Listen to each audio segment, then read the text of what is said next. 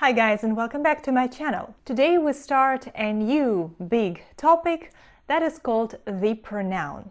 We are going to speak about different types of pronouns in English. In this first video we'll speak about what a pronoun is, what functions it can have in a sentence, what types of pronouns there are in English, and we'll speak about two of these types in detail. In the following lessons we'll tackle different types of pronouns separately. So let's begin with answering the question, what is a pronoun?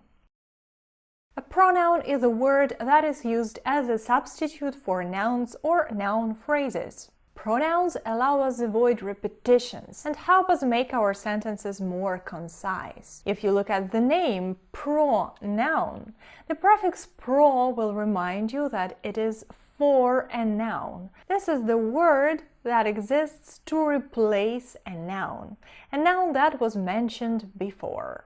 This noun that was previously mentioned and that is replaced by a pronoun is called an antecedent. Let's look at some examples. McDonald's is the world's largest restaurant chain. Like Coca-Cola and Walt Disney, it is a living embodiment of the great American dream.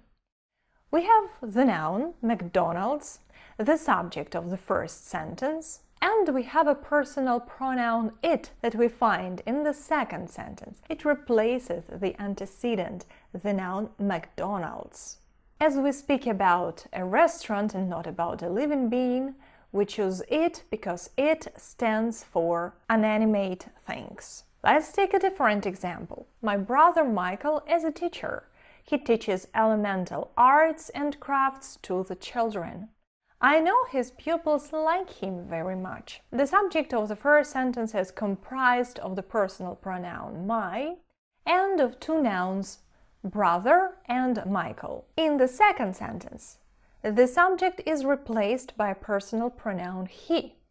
It's in the subjective case or in the nominative case because it functions as a subject. In the third sentence, we have him that again replaces the antecedent, my brother Michael, the noun that was mentioned before. Him is in the objective case because it functions here as an object. Pupils like whom or what?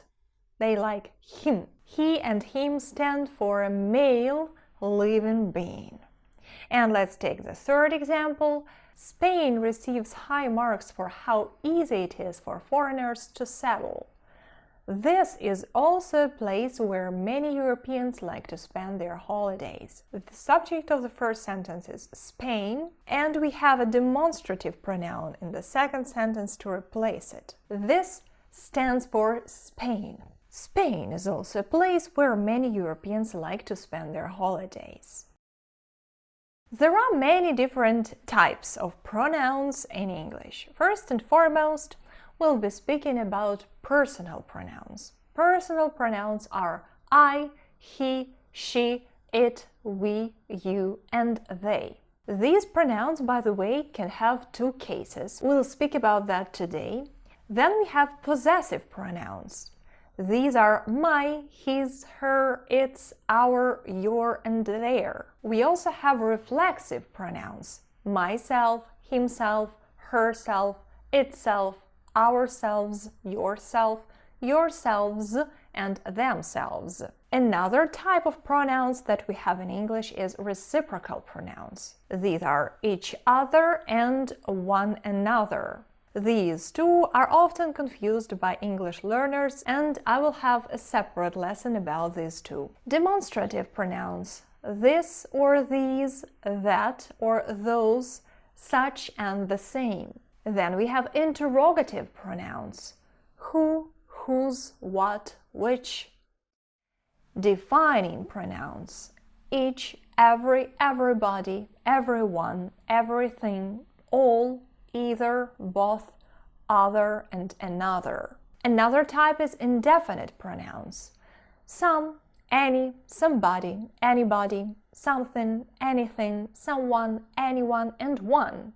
And finally, we have negative pronouns. These pronouns are no, none, neither, nobody, no one, and nothing. I'm sure if you listen to me and understand what I'm saying, you have a pretty good level of English. So all of these words are familiar to you, but you might not be sure when and how they are used. This is actually the purpose of my lessons, to clarify some grammatical points for those people who already know English, but have doubts or make mistakes. Today we'll start with personal and possessive pronouns. We'll see what they are, cases they are used in, what differences there are between dependent and independent forms of possessive pronouns, and so on and so forth. So first and foremost, let's look at the table. We have personal pronouns, which can go in two cases, the nominative case and the objective case. And we also have possessive pronouns. These have two forms, the so-called conjoined form or the dependent form, and the absolute form or the independent form. Personal pronouns in the nominative case are I, he, she, it, we, you, and they. Personal pronouns in the objective case are me, him, her, it, us, you, and them. Conjoined possessive pronouns are my, his, her, its, our, your, their. And absolute possessive pronouns are mine, his, hers, ours, yours, and theirs. Let's start with personal pronouns. The personal pronouns in English have the grammatical categories of person, number, case, and in the third person, singular, gender. We'll begin with the cases, the nominative case and the objective case. What is what? The nominative case is the case that is used for nouns and pronouns that function as subjects. That's why this case is also called the subjective case. Examples: she is a scientist. The personal pronoun she functions in the sentence as a subject. They believe in miracles. The personal pronoun they functions as the subject of the sentence. You don't eat meat, do you? Again, you is the subject. Were I at work yesterday, I would have seen it. The word order in the sentence is inverted. Here the verb takes the first place, but the subject is I in both the main and the subordinate clauses. So here, our personal pronouns function as subjects. They tell us who performs the action of the sentence, and this is why they are in the nominative case or in the subjective case. The objective case is the case used for nouns and pronouns that are used as objects. Remember, objects can be direct and indirect. They can be connected to a sentence with the help of a preposition or go directly after the verb. In this case, they are direct. Let's look at some examples. Don't ask her about her job. Don't ask whom? Her. So her is in the objective case here because it is the object of the verb ask. By the way, the second her is not a personal pronoun, it's a possessive pronoun. Her job. Nobody has seen them since yesterday. Them functions as the object of the verb has seen, so it is in the objective case. She sent a card to you, not to me. Here, you and me are personal pronouns in the objective case. They function here as indirect objects. Send to me, to you, right? And my friend gave me a book for my birthday. Me is a direct object and it's a personal pronoun in the objective case. So, once again, the personal pronouns in the nominative case are I, we, you, he, she, it, and they. And the personal pronouns in the objective case are me, us, you, him, her, it, and them. Let's look at these two tables. Personal pronouns in the nominative case and personal pronouns in the objective case. What catches your eye here? First of all, it's the pronoun I, which is capitalized. And second of all, you see you in 4 different places. So we have you for the singular form in the nominative case, we have it for the plural form in the nominative case, and in the objective case, again, we have you for both singular and plural forms. Let's discuss it. First and foremost, yes, the pronoun I is always capitalized. It's also worth mentioning that there is some confusion between I, the nominative case form, and me, the objective case form. Let's see what I mean. I is always capitalized in English. It's always a capital letter in English. Also note that in colloquial speech, the objective pronoun me and not the nominative I is used as a predicative, that is after a copular verb. Let's see what I mean. A typical colloquial conversation will sound like, "Who is this?" "It's me." Also, you might hear something like, "It was me who told him the truth." Or, "Me and my friend went fishing on Saturday." Actually, for our sentences to be grammatically correct, they should sound like, "It's I, not it's me," and "It was I who told him the truth," and "My friend and I went fishing on Saturday." But though using I in these situations would be correct, it is less common. In real-life situations, in such sentences, you will hear me, not I. Pay attention now to this sentence. They wanted to meet me and my sister at the station. In this case, we must use me. Why? Because unlike in the previous 3 sentences, here our personal pronoun is in the objective case, not in the nominative case. They wanted to meet whom? Me. Me and my sister. Let's take another example. It was me they asked for advice. This sentence is correct. We cannot say it was I they asked. Why? Because here me is in the objective case, not in the nominative case. In this sentence, it was me who told them the truth. We must use the nominative case. We must actually say it was I, yeah, but me is colloquial. This is what people normally say. But in the last example, it was me they asked. Me is correct, because remember, they asked me. The pronoun follows the verb. It is its object. It's in the objective case. You can also say it was me whom they asked for advice. The sentence will also be correct. So be attentive about your cases. Now, the personal pronouns have 2 numbers, singular and plural.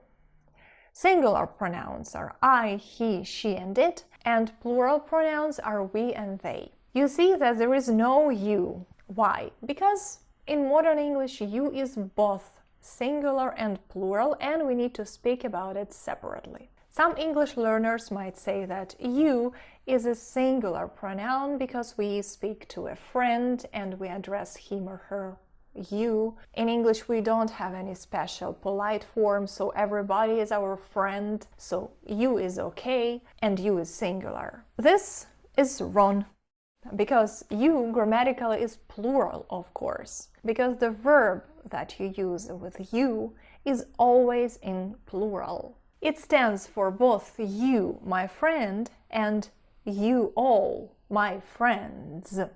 Though grammatically we consider it to be plural, semantically it is both plural and singular.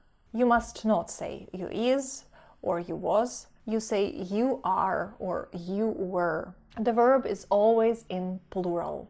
The situation used to be different in English. English used to distinguish between the plural and the singular form. There was ya and though. This was the distinction that is still alive in many other languages, in Romance languages, between the polite form and a familiar form. Yeah, we have that in Italian, in French, in German, but not in English anymore. With time, the familiar form disappeared, it became obsolete, and the familiar form was though. Ya transformed into you, and this is what we have. We have only this polite form, not a familiar form. Okay, that's clear, but there is one problem with not having two forms, for plural and for singular. What is this problem? The ambiguity of your sentences. Let's see. We say, you are my best friend, and not you is my best friend. That's incorrect. Here we are clearly speaking about one person, but the agreement is for plural. You are among those people who don't understand the word no. From this sentence, it's not clear whether we are speaking about one person or about a group of people. So, having you for both singular and plural is not very convenient, is it? That's why in modern English we have forms like you all, you guys, and y'all to stress that we want to address a group of people. We'll say, you don't know what you're talking about to one person, and you guys don't know what you're talking about to a group of people. When it's important, when we want to stress that we are not addressing one person, but many. I feel terrible about bothering you.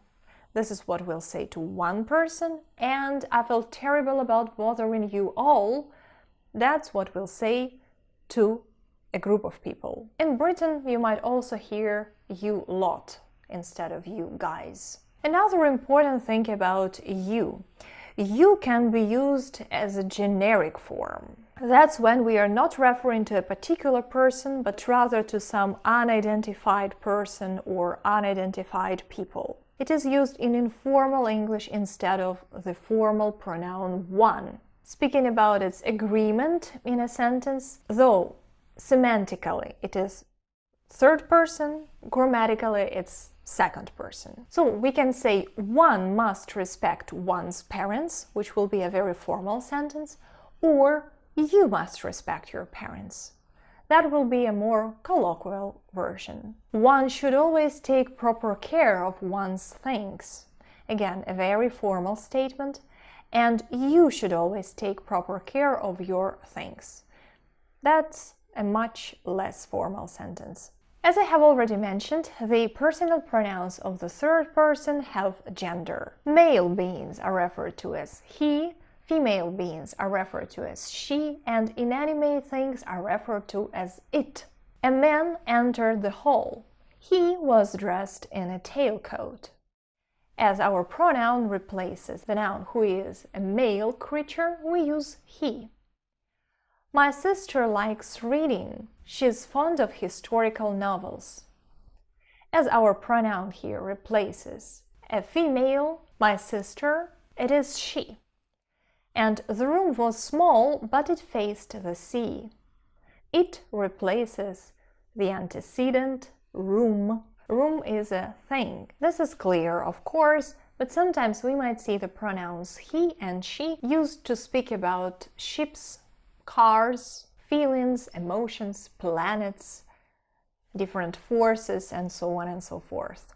First of all, that happens in literary style. We associate with the pronoun he words that indicate strong or violent forces and big planets or heavenly bodies. For example, wind, sun, fear, anger, despair.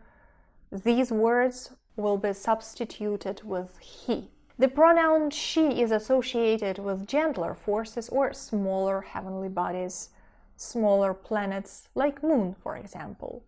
So moon is she, hope is she, mercy is she, justice is she. Let's look at these quotes. The moon shed her silvery light over the whole country. The steep bank mountains appeared in the most fantastical shapes, and the high oaks on either side bowed their branches on Hermann's passing. That's a sentence from A Tramp Abroad by Mark Twain. Another example, but faith, like a jackal, feeds among the tombs, and even from these dead doubts she gathers her most vital hope.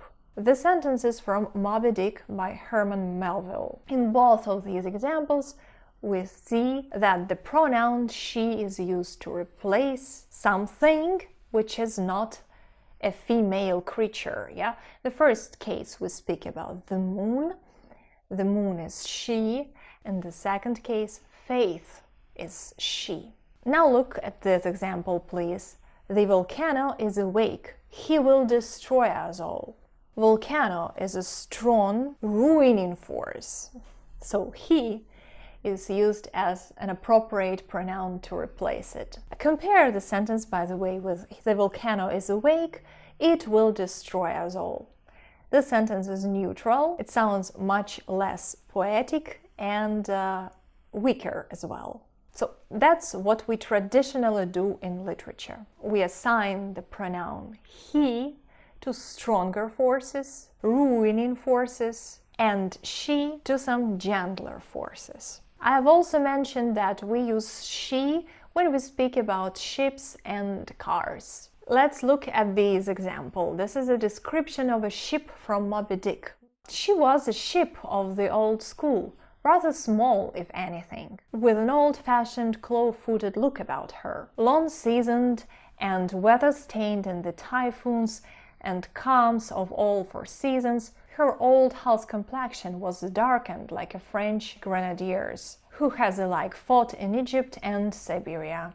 Her venerable bows looked bearded, her masts cut somewhere on the coast of Japan, where her original ones were lost overboard in a gale. Her masts stood stiffly up like the spines of the 3 old kings of Cologne. Her ancient decks were worn and wrinkled, like the pilgrim-worshipped flagstone in Canterbury Cathedral where Becket bled.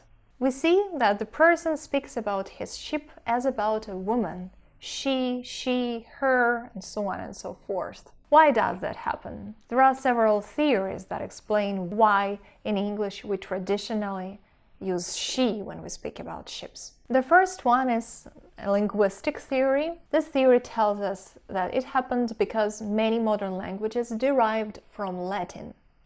And in Latin, they used to have genders for things as well. The Latin word navis, that stood for the word ship, was feminine. So there is a theory that the English language borrowed this tradition from Latin. Why don't we have genders of nouns in English in general? We will never know. English is actually even the only British language that doesn't have gendered nouns. For instance, in Welsh, Irish, and other British languages, nouns have genders, but not in English. Another theory is based on those tender feelings that salesmen had to their ships. They spent a lot of time in the sea.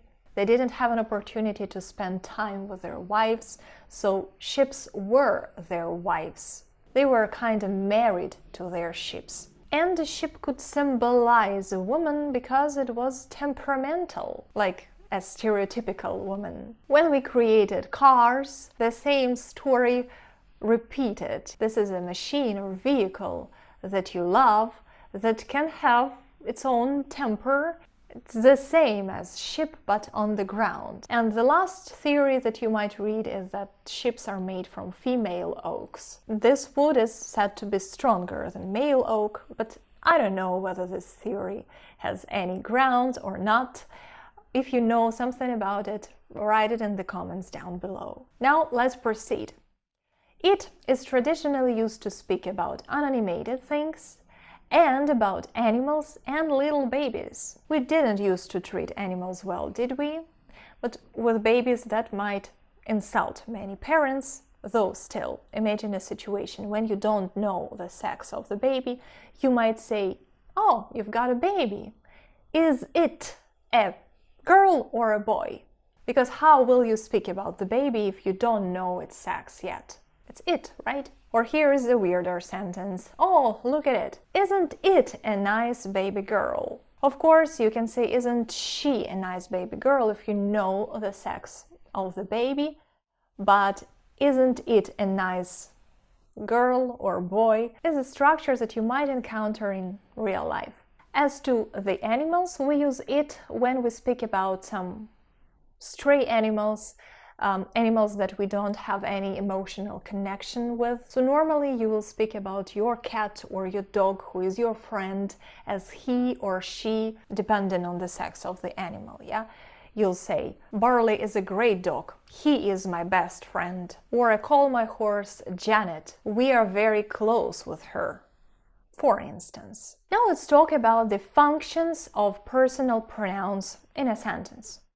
In a sentence, personal pronouns may have different syntactic functions.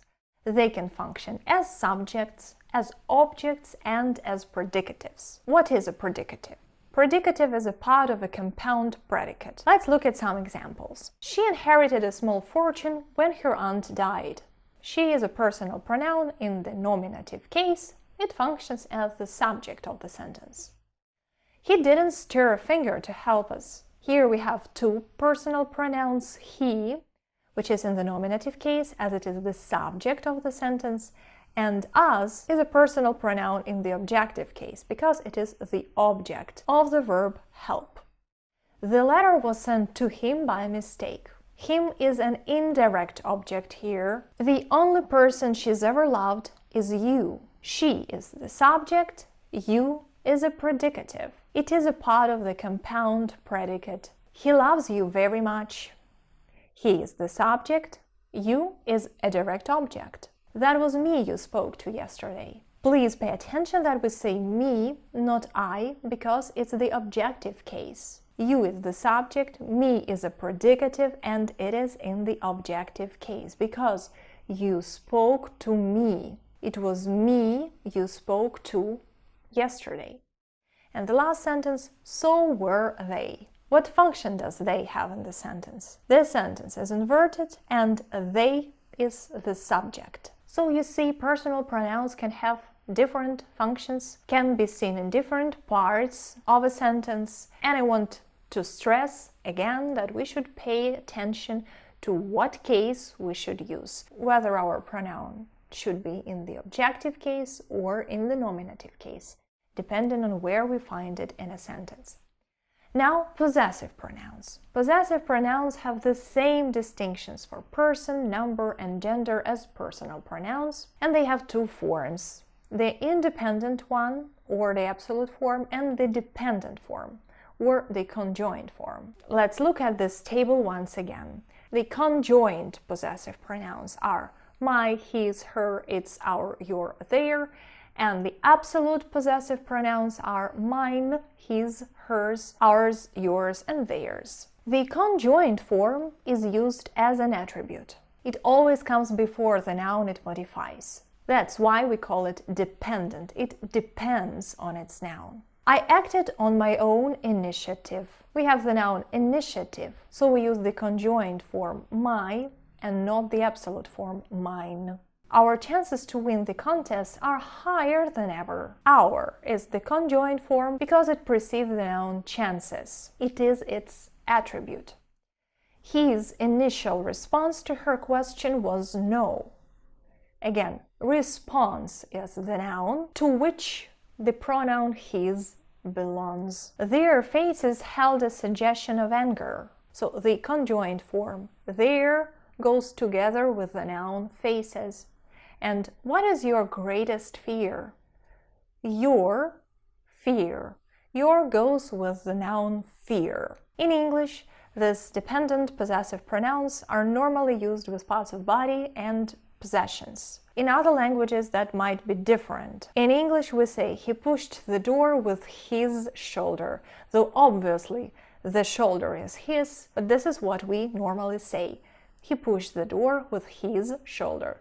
She pointed her finger at the cat. Again, in some languages where we don't need to put anything before the noun, neither an article nor a pronoun, we might say pointed finger. Yes, she pointed finger, but not in English. She pointed her finger at the cat. The woman handed me her bag. The woman handed me a bag, or the woman handed me the bag, will be semantically very different sentences, right? So the most neutral one, the one that does not imply any other shades of meaning and doesn't add any additional information to the sentence, is the woman handed me her bag. Now, the absolute form is used when a possessive pronoun doesn't modify any noun. This absolute form may be used as a subject, as an object, or as a predicative. Let's see. We can say, this is my purse.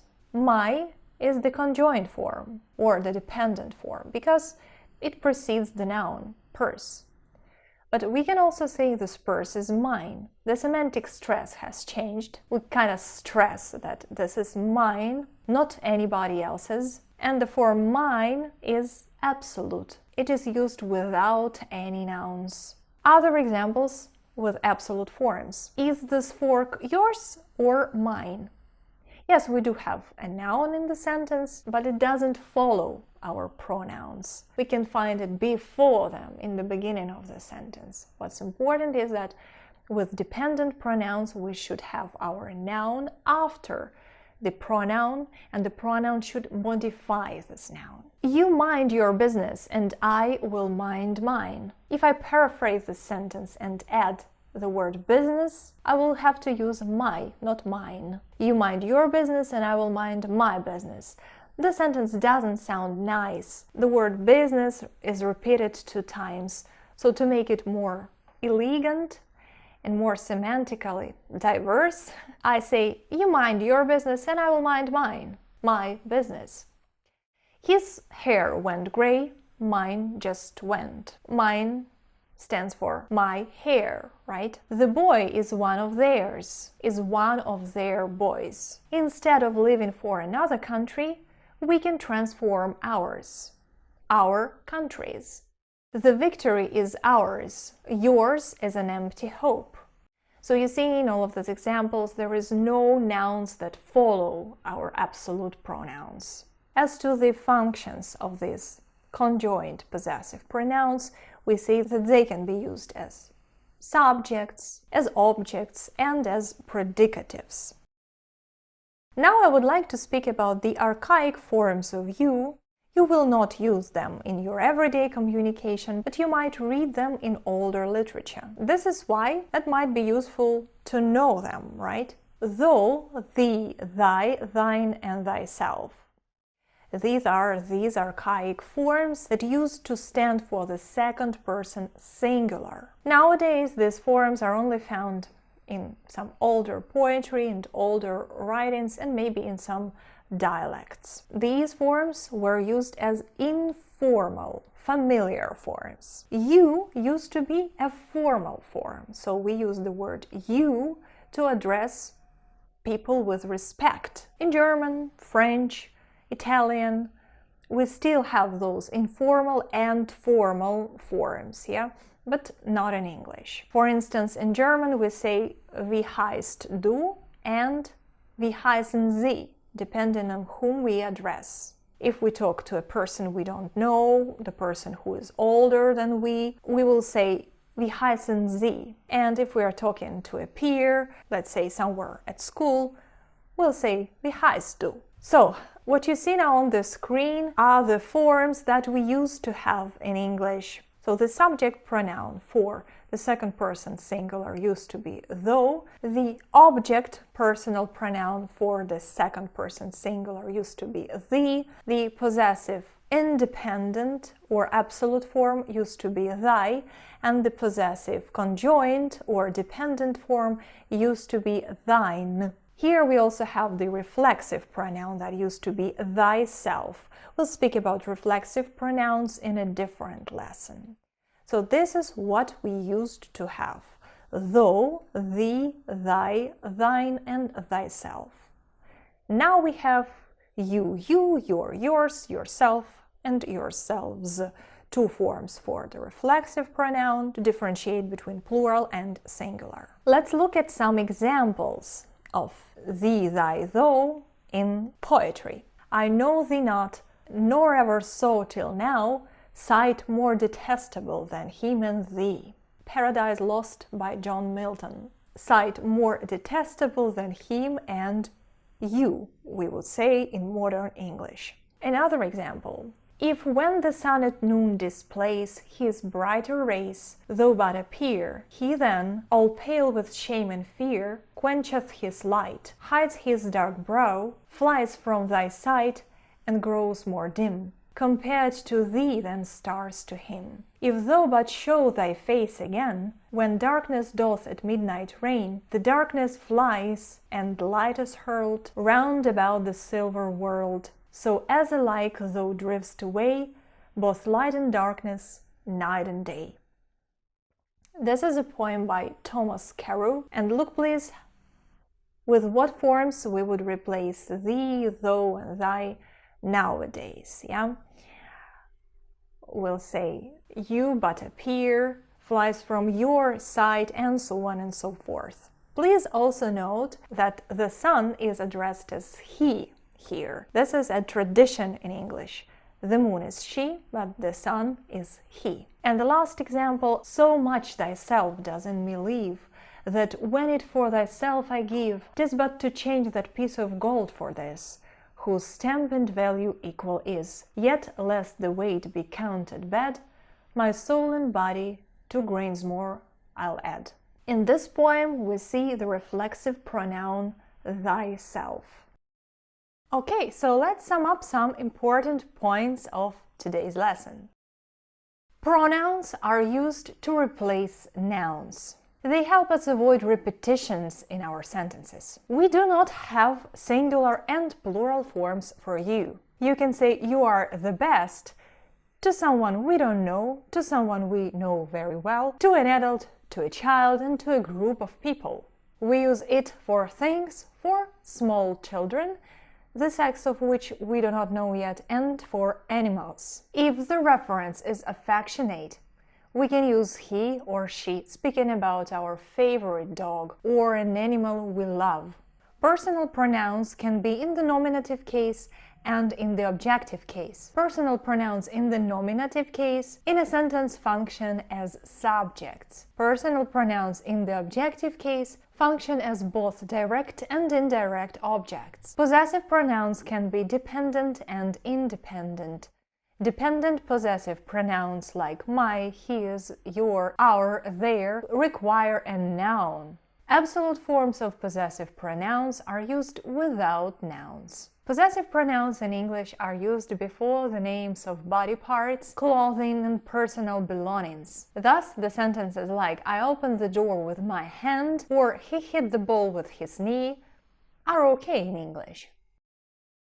Okay, guys, now let's do a little exercise together. On your screen, you see 7 sentences that lack personal or possessive pronouns. Your task is to insert them. I recommend that you write the sentences down into your notebook, fill in the gaps, and then check it with me. Let's go! Tell him not to forget his ticket. She mustn't forget hers either. Do you like your neighbors? Yes, I like them. They are very nice people. Charlie is a good dog. He is my best friend. Remember, we can say he about a dog because this is our dog, not some stray dog. We don't know. We treat it as our friend, yeah? So that's why we say he is my best friend. I see that Ian lost his pen. Perhaps she can lend him hers. The absolute possessive pronoun hers is used here because we don't have any noun after the pronoun. Perhaps she can lend him her pen, but we don't want to repeat the word pen 2 times. That's why we use the absolute form hers. Do you listen to classical music? Yes, I listen to it all the time. I think it's fantastic. That friend of yours is always in trouble. I want to stress here that the structure that friend of yours or friend of mine, friend of his should be understood as one of our, my, his friends. So this way we show that this is not the friend, not his best friend, but just some friend of his or of mine, one of many. Are you sure these aren't your shorts? Yes, I'm sure. mine are much longer. Again, the absolute form mine is used because we don't have any noun that would follow the possessive pronoun. Okay, I hope your answers were absolutely correct. If you have any questions to me about personal or possessive pronouns, please ask them in the comment section down below. This is all for today. I hope this video was useful. Subscribe to this channel not to miss my other lessons, and see you in the next video.